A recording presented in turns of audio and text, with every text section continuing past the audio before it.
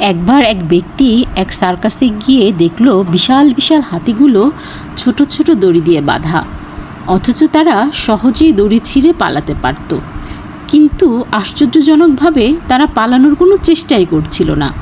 ব্যক্তিটি অবাক হয়ে তার প্রশিক্ষকের কাছে জানতে চাইল, এত বড় হাতিগুলো এত ছোট একটা দড়ি দিয়ে বাঁধা, তাও তারা কেন পালিয়ে যাচ্ছে না? প্রশিক্ষক হেসে উত্তর দিল, যখন হাতিগুলো ছোট ছিল তখনও এভাবে ছোট দড়ি দিয়ে তাদের বাঁধা হতো। তখন তারা পালানোর চেষ্টা করত, কিন্তু পারত না। অনেকবার চেষ্টা করেও ব্যর্থ হওয়ার ফলে তাদের মন থেকে বিশ্বাস জমে গেছে যে তারা কখনোই দড়ি ছিঁড়ে মুক্ত হতে পারবে না। এখন তারা বড় হলেও সেই পুরনো বিশ্বাসেই বন্দী। তারা জানে না আজ তারা চাইলেই সহজেই মুক্তি পেতে পারে।